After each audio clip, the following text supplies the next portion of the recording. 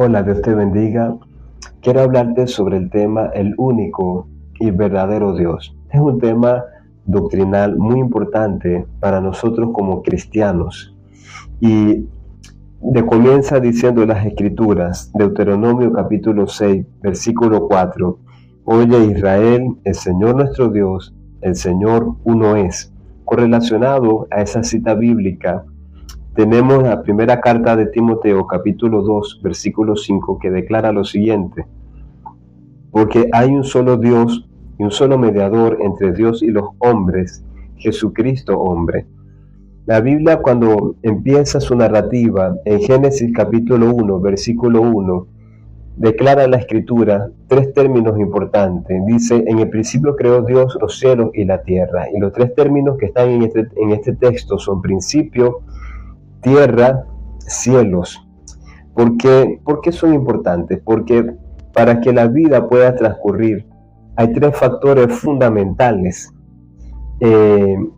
a nivel de lo que es el estudio científico, y es que debe transcurrir el tiempo. La vida se puede medir por tiempo, por espacio y por materia. Cuando la Biblia dice en el principio, está hablando de tiempo. Y dice creó Dios, es decir, hubo un diseñador que tuvo una acción. Y dice que creó los cielos hablan de espacio, y la tierra habla de materia. Entonces, ¿dónde colocas una materia si no hay espacio? ¿Qué hace con el espacio si no hay materia? ¿Y qué hace con el espacio y la materia si no existe el tiempo? Entonces Dios tuvo que armar la vida con estos tres factores fundamentales, y la Biblia los presenta desde el principio. Y nos dice esta doctrina que hay un único y verdadero Dios. Quiero declarar: Dios existe. Y el universo, el ADN que hay en nosotros, son de una forma ordenada, tan perfecta, que a la vez son complejos, pero son precisos. Y es muy poco probable que hayan surgido al azar. Lamentablemente, la gente del área científica ha querido debatir la existencia de Dios. Y analicemos lo siguiente: el universo y la tierra están increíblemente afinados en condiciones de ambiente para que la vida pueda existir. Hay una distancia perfecta respecto a la tierra y el sol, que si hay un acercamiento tan solo de 1 kilómetro de la tierra hacia el sol, la tierra pudiera incendiarse en fuego. Como que si también hay 1 kilómetro de más alejamiento, la tierra podría congelarse completamente. Es decir, hay una posición muy exacta, que hay un equilibrio, y esto no puede ser un accidente. Esto es parte de un diseño perfecto. El equilibrio que hay en la materia, la cantidad entre materia y antimateria en todo el universo, tuvo que ser casi perfectamente igual desde el principio, con una diferencia muy mínima de una 10.000.000ª parte. Es decir, que el balance hubiera sido diferente, y de ser así no existiéramos, todo habría sido destruido. Entonces no fue un azar, todo fue creado de propósito, al propósito y con un propósito, porque Dios es un ser de propósito. Y la probabilidad de la vida nos dice lo siguiente: dadas las condiciones, la posibilidad de que existiera vida en la tierra era muy baja, y la probabilidad de que exista vida inteligente con conocimiento de lo bueno y de lo malo es, dijo una persona, 1 trillón, una vez en 1 trillón hubiera sido probable, es decir, casi nula. Es decir, sin Dios no hubiera esta perfección en este diseño que es la creación. Y en la complejidad de las proteínas son cadenas hechas con cientos de miles de aminoácidos, y para que una proteína pueda funcionar, todos estos aminoácidos deben estar de manera ordenada perfectamente. Debe haber una secuencia exacta según la biología, según la ciencia, y debe haber también una forma tridimensional muy precisa, que se compone el uno con el otro. Es decir, es como que en una construcción queremos encajar un bloque, y solamente hay una sola forma de que ese bloque encaje en la estructura. Entonces, de la misma manera, en esta alineación nosotros podemos entender que ni siquiera la ciencia moderna ha podido replicar el nivel de formación de una proteína, y es muy poco probable que haya sido formada al azar. Y en el diseño del ADN, es decir, de nuestro código genético, astronómicamente complejo, en ningún momento se pudiera considerar tampoco que fue algo al azar. ¿Por qué? Porque fue organizado de una manera tan perfecta que podemos funcionar, podemos existir, podemos tener vida en esta tierra. Ahora, observemos a nivel bíblico y a nivel teológico estas grandes verdades que hablan de la finura extrema y de la precisión de todas las constantes físicas y biológicas, es decir, las reglas que rigen el universo y la vida. Son la prueba más fuerte de que existe un diseñador excelente y soberano, y Él es Dios. Por eso dice: en el principio creó Dios los cielos y la tierra. Hay un solo Dios para Israel, hay un solo Dios exaltado en las naciones, hay un solo Dios en el mundo entero, único y verdadero. Y este orden superior que Él tiene en su mente, le dice la Escritura: mis pensamientos son más altos que nuestros pensamientos, mis caminos más altos que vuestros caminos. Hay muchos datos bíblicos que definen la inmensidad de lo que es Dios. No es que Él está lejos de nosotros en el sentido de que no nos quiera escuchar, sino en su posición de poder, de gloria, y en su posición de supremacía. Él está por encima de todas las cosas. Nada hay por encima de Él. Hay una anécdota de un mercader en la Inglaterra del siglo XVII que dejó una herencia a 3 hijos que eran amantes de la navegación. Les dejó un mapa dividido en 3 fragmentos. El primer fragmento señalaba una X, el segundo fragmento señalaba unas coordenadas para llegar a un lugar, y el tercer fragmento era unas indicaciones de cavar en el altar de un templo antiguo.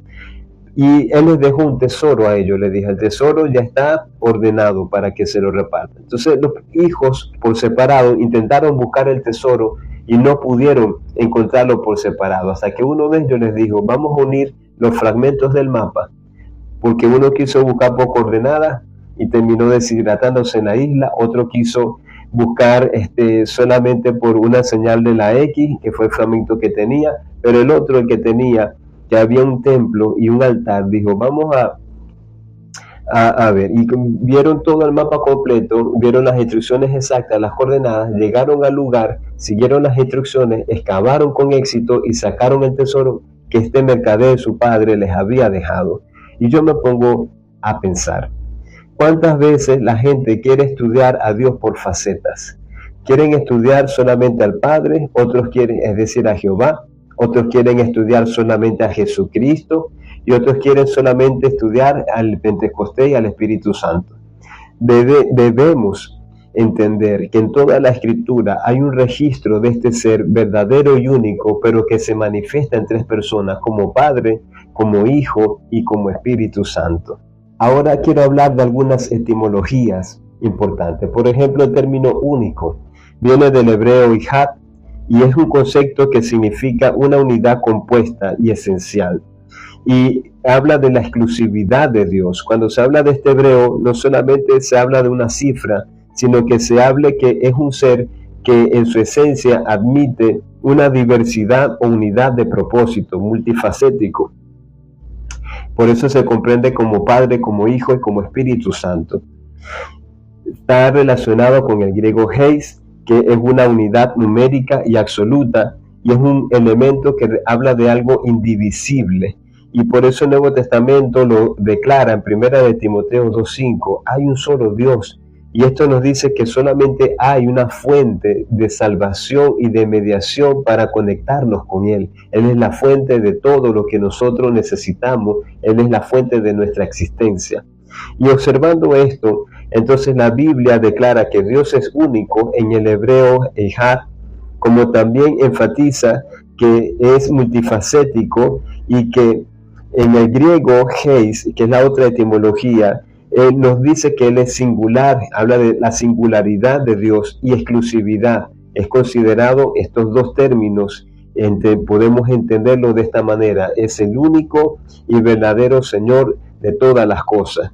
El otro concepto del que te quiero hablar, la otra etimología, es la palabra verdadero. Y es un concepto que no solamente significa que hay ausencia de mentira en él, sino que hay una realidad objetiva. Él es auténtico y él es fiel. Y aquí podemos ver las etimologías del término. El hebreo emet, que significa que él es un ser estable en el que podemos tener confianza. Él no miente y él siempre cumple a su palabra. No solamente es un ser que conocemos declaraciones respecto a él, sino que él cumple por sí cada una de sus declaraciones. Y está relacionada con el griego aletinos, que habla de su autenticidad. En él no hay copia, no hay manera de que haya falsificación en Dios. No existe tampoco un ser que le haga frente, que sea oponente. Dios tiene un enemigo que es Satanás y los demonios, pero no tiene un oponente que con fuerza y supremacía pueda enfrentarse ante él. Todos, los ángeles y todos nosotros rendimos cuentas a Dios. Y hay un momento en que toda la humanidad va a rendir cuentas a Dios por nuestra vida en la tierra. ¿Ok? Entonces debemos entender que Él es un ser único, según el sentido en el hebreo emet, y que Él es fiel, pero también está en el griego aletinos, que nos habla de que es auténtico, absolutamente incomparable. Dios se presenta en la Biblia también con dos nombres importantes. De tantos nombres que se le describen, está el hebreo Elohim, que hace un énfasis de su poder y su autoridad, y está el griego Theos, donde habla de la esencia de su deidad. Y ambos términos aplican al Dios de Israel, que lo distinguen de los demás seres y deidades de todas las naciones de la tierra, afirmando su posición de fuerza como Elohim y la relación que podemos tener con él como Theos, es decir, el único y verdadero. Y aquí debemos observar lo siguiente.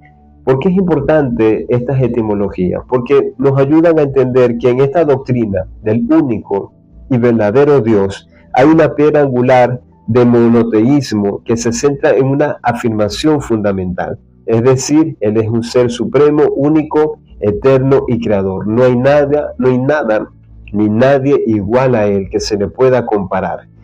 Y aquí quiero hablarte ahora de un punto muy importante, algunos fundamentos bíblicos del porqué de esta doctrina. Y el monoteísmo absoluto, o lo que se llama el Shema, el texto que se centra en la parte principal: oye Israel, el Señor tu Dios, el Señor uno es, nos habla de que Él es absoluto, que es único y que es uno solo, repartido o manifestado, mejor dicho, en tres personas. Hay una exclusividad divina también en esta doctrina. Eso es un punto fundamental, importante. Por ejemplo, usted lee varias veces el libro de Isaías, como el capítulo 45, el versículo 5 dice: yo soy Jehová y ninguno más hay, no hay Dios fuera de mí. Lo declara reiteradas veces de manera afirmativa: no hay Dios fuera de él. Y en el Nuevo Testamento también tenemos un fundamento importante que habla de la unidad de Dios. Por ejemplo, 1 Corintios capítulo 8, versículo 6, la Escritura establece lo siguiente: para nosotros, sin embargo, solo hay un Dios, el Padre, del cual proceden todas las cosas, y nosotros somos para Él, y un Señor Jesucristo, por medio del cual son todas las cosas, y nosotros por medio de Él. También esta doctrina promueve un área importante, que es la adoración. Reconocerlo como el único Dios, que no comparte su gloria con otros dioses ni con ninguna deidad considerada por el hombre, y que fomenta una relación de reverencia. Cuando a Dios se le adora, cuando nos presentamos en adoración y en oración delante de Él, hay que tener respeto, reverencia por lo que Él es, por lo que Él significa. Conozco mucha gente que han jugado con esto de orar, de adorar a Dios, y las consecuencias que les han venido a esta clase de personas por su falta de temor, de reverencia y de entendimiento han sido muy tristes y lamentables. También esta doctrina desafía el relativismo en un mundo donde las verdades absolutas son cuestionadas, esta doctrina afirma la existencia de un solo ser verdadero, único, en nuestra fe como cristianos. No podemos aceptar adoración a otro ser que se considere una deidad, sino solamente Dios en sus tres personas, Padre, Hijo y Espíritu Santo. En un punto importante, aquí quiero hablar de la Trinidad, en un punto importante de su manifestación, y como el único y verdadero Dios es la doctrina que estamos manejando. Yo voy a ir brevemente a algunas citas bíblicas. Por ejemplo, Lucas 3:22 declara la Escritura: y se descendió el Espíritu Santo sobre él en forma corporal, como paloma. Vino una voz del cielo que decía: tú eres mi Hijo amado, en ti tengo complacencia. Vean la manifestación en el bautismo de Cristo en las aguas, que el Hijo se fue a bautizar, el Espíritu Santo desciende en forma de corporal como una paloma, y del cielo se escucha la voz del Padre. Ahí podemos ver la esencia de su divinidad, la manifestación como Padre, como Hijo y como Espíritu Santo. Interactuaron así de una manera especial en el bautismo de Cristo. Un ser en tres personas afirma que solo hay un solo Dios, es su esencia divina, y subsiste eternamente en estas tres personas, como Padre, como Hijo, como Espíritu Santo. Y hay una distinción, pero no hay separación. Las tres personas son coeternas, son coiguales en gloria, y son indivisibles en su esencia divina, pero la Trinidad no es triteísmo, es decir, no hay tres dioses, sino que es un monoteísmo trinitario, que es algo totalmente diferente. Vuelvo a repetir la expresión: el monoteísmo trinitario es que es un solo Dios que tiene la capacidad de manifestarse en tres personas. Y hay una función relacional en las personas divinas. Ellos funcionan en equipo, en armonía, ninguno violenta, ninguno sobrepasa el lugar del otro, sino que se complementan cuando ejecutan los planes de acción, específicamente los planes que vienen diseñados por el Padre. El Hijo los ejecuta como su redención, y el Espíritu Santo aplica y complementa esa obra. El Espíritu Santo resucitó a Jesucristo de la muerte con poder y gloria, y fue asignado para nosotros, la iglesia, para poder predicar el Evangelio. Y podemos, por esa forma y esa manera de Dios actuar, entender que en nombre de Cristo los enfermos son sanados, los cautivos son liberados. Hay gente recibiendo milagros, sanidades, pero sobre todas las cosas, salvación. Hay gente que Dios no la va a sanar porque Dios desea la salvación de esa persona. Hay gente que Dios las ha sanado y no han sido agradecidos, como el caso de los 10 leprosos. Fueron sanados y solamente uno fue agradecido. Pero Dios no ha dejado de sanar. Yo he visto cómo ha hecho milagros, ha hecho sanidades, ha desaparecido enfermedades, y lo va a seguir haciendo porque es lo que la Biblia enseña y explica. Y lo hemos vivido. Los principios de Dios referentes en su palabra siguen activos hoy con poder y con gloria. Apoyo bíblico para esto: el Padre es llamado Dios. En primera de Pedro capítulo 1 versículo 2 dice que elegidos según la presencia de Dios Padre en santificación del Espíritu, para obedecer y ser rociados con la sangre de Jesucristo, gracia y paz os sean multiplicadas. ¿De qué hablan de los tres? Pero dice que se manifiesta Dios como Padre. El Hijo es llamado Dios en Juan 20:28. Entonces Tomás respondió y le dijo: Señor mío y Dios mío. Para entrar en contexto con esta cita de Juan 20:28, la exclamación de Tomás es referente a Jesucristo después de que él le mostró las heridas de la crucifixión. Y el Espíritu Santo también es llamado Dios. Hechos capítulo 5 versículos 3 y 4, ve lo que dijo Pedro: Ananías, ¿por qué llenó Satanás tu corazón para que mintiese al Espíritu Santo? Entonces, en el texto, ¿verdad?, de Hechos 5:3, el verso 4 dice: no has mentido a los hombres, sino a Dios. Ananías y Zafira hicieron una venta, no declararon la venta a los apóstoles de manera correcta, y murieron dentro de un templo. Pero eso es algo de lo que en otro mensaje voy a explicar con calma. Por ahora, quiero que entendamos lo siguiente: hay un solo Dios verdadero, y eso lo afirma Juan 17:3, cuando dice: y esta es la vida eterna, que te conozcan a ti, el único Dios verdadero, y a Jesucristo, a quien has enviado.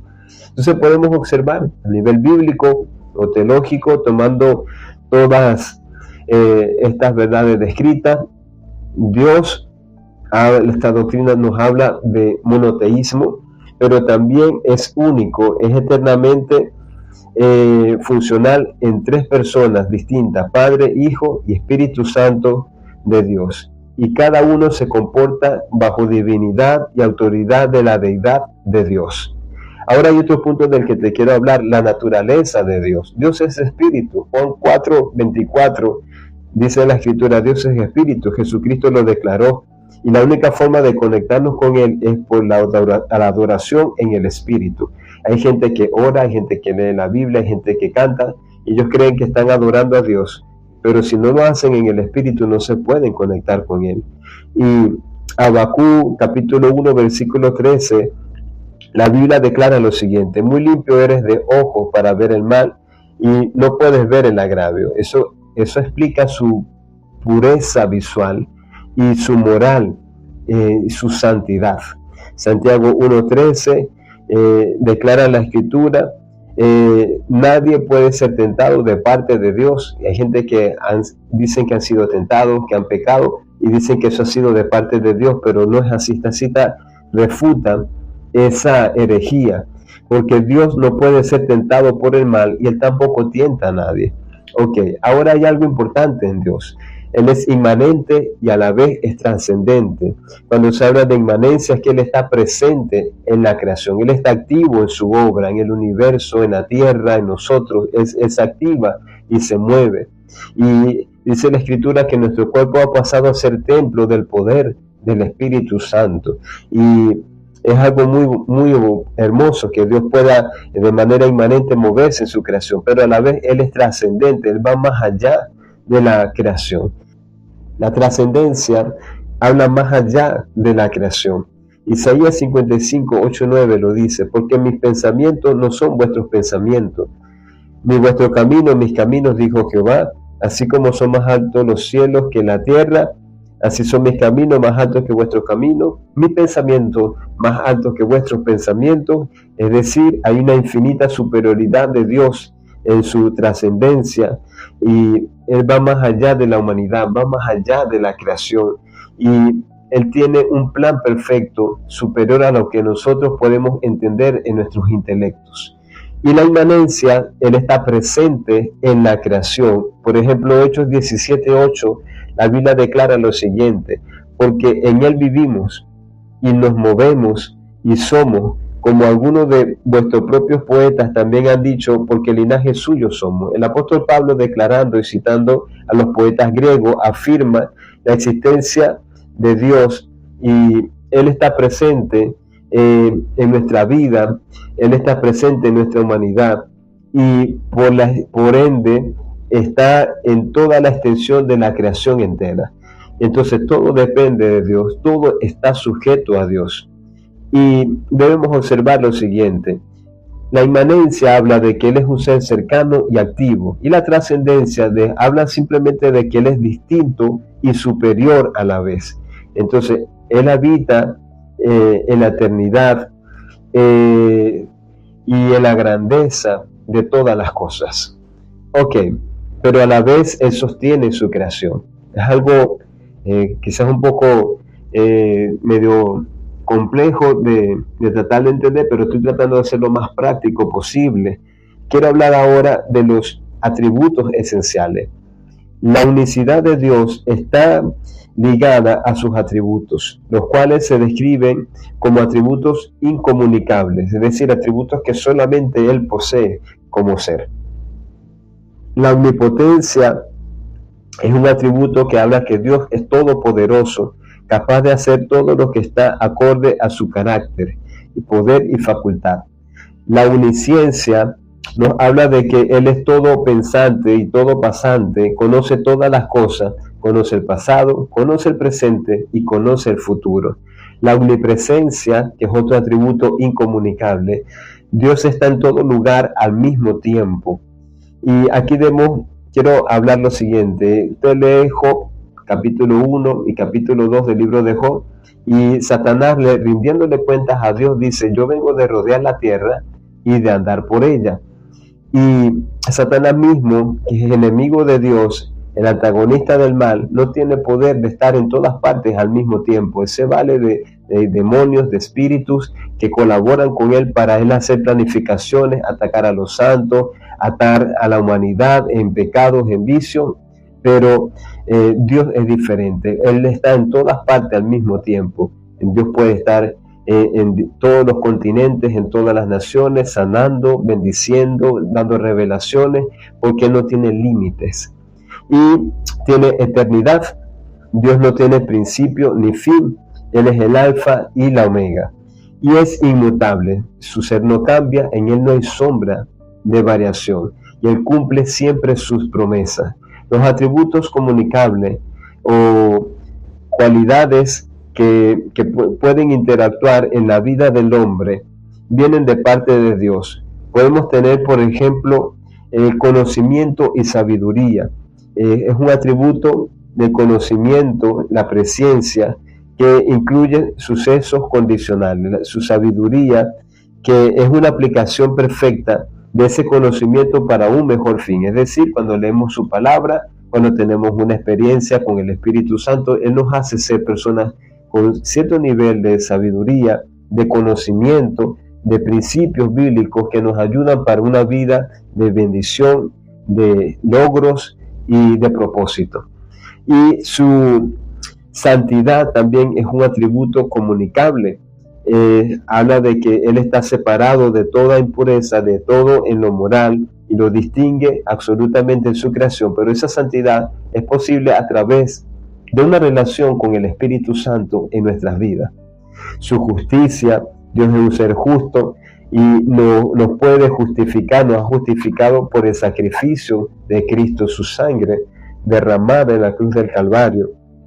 Hay un punto importante también, los nombres de Dios. ¿Qué importancia tiene conocer en esta doctrina algunos de los nombres de Dios? Bueno, en el Antiguo Testamento es una forma en la que Él se ha relacionado con la humanidad. Por ejemplo, Elohim nos dice que Él es fuerte, es poderoso, y esto se utiliza para enfatizar su soberanía y autoridad sobre toda la creación. Y lo acabamos de decir en la introducción, Génesis 1:1, en el principio Elohim creó los cielos y la tierra. Ok. Jehová o Yahvé, este nombre expresa que es inmutable y es fiel en relaciones de pacto. Él ha establecido pactos y ha cumplido sus pactos. La mayoría de los pactos bíblicos han sido establecidos por Dios. Y por ejemplo, Génesis 17:7 dice: apareceré a ti, a tu simiente después de ti, por pacto eterno, para hacerte a ti por Dios y a tu simiente después de ti. Entonces Dios establece un pacto con Abraham, afirmando su compromiso y su fidelidad hacia su pueblo. Por eso es que Dios sigue guardando a Israel. Han estado ocurriendo ataques en las naciones, y solamente diré lo siguiente: Dios los ha guardado, Dios tiene un propósito con este pueblo.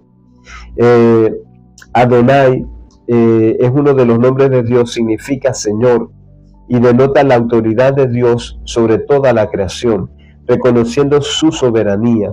Y Salmo 23:1 lo dice de esta forma: el Señor es mi pastor, nada me faltará. Ahí está hablando del término Adonai, está hablando de Dios como Señor, y esto afirma que hay una relación de dependencia, pero también de confianza en los creyentes, entendiendo que en su autoridad tenemos cuidado y tenemos amparo y protección.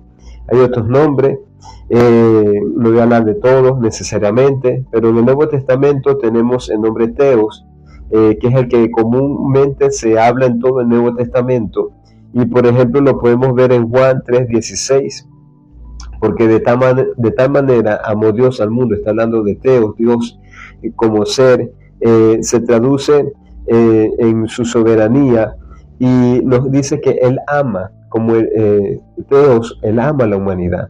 y envió a su Hijo Jesucristo como Mesías para limpiar el pecado de la humanidad y darnos vida eterna por medio de Cristo.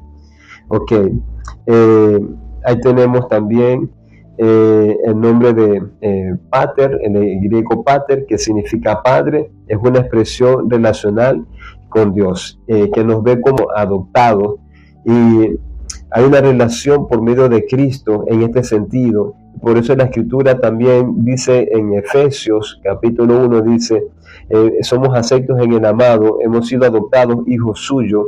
Entonces hay una relación en términos de putatividad. A través del sacrificio de la obra de Cristo somos adoptados, hechos hijos de Dios y coherederos con Jesucristo. ¿Ok? Y está el nombre Abba, que es un término arameo y que era la lengua cotidiana de Cristo. Y en el Nuevo Testamento podemos ver que esta traducción es un sentido más cercano en una relación con Dios, en una confianza. Y en este sentido, Jesús usó esta palabra, Abba, de manera extraordinaria en su contexto, porque nos enseña que podemos tener un sentido cariñoso con Dios, un sentido de confianza, aunque Él es superior y Él es supremo, podemos tener la confianza de pedirle, de adorarle, de manifestarle nuestras necesidades. Ok, observando entonces lo que es el carácter de Dios, fue revelado en el Antiguo Testamento, su gracia y misericordia fue revelado en el Nuevo Testamento, pero su carácter, su autoridad y la relación con la humanidad nos debe dejar identificados que Él es un ser supremo, único y verdadero, desea nuestro bien, interactúa en toda la creación y desea socorrernos, desea auxiliarnos, pero debemos entender que solamente Él tiene la facultad para ayudarnos en todo momento, a pesar de cualquier prueba, a pesar de cualquier circunstancia. Y quiero decirte que Él tiene una fidelidad inquebrantable. Por eso se habla de su soberanía como Elohim. Él es único, Él es verdadero, no hay un Dios fuera de Él. Debemos reconocer entonces que si la ciencia, la creación, el universo, pueden demostrar la obra de Dios, pueden demostrar la obra que Dios ha hecho, debemos entender que Él sigue siendo un ser supremo, con esa misma inteligencia con el que fundamentó todas las cosas. Entonces el problema no está en Dios en cuestiones de fe y en cuestiones del bien y del mal. El problema está en el ser humano. Lamentablemente el ser humano al momento de pecar se distanció, se separó de la obra de Dios, pero Él está dispuesto por medio de Cristo a tener un acercamiento contigo. Espero que este tema haya sido de bendición para tu vida.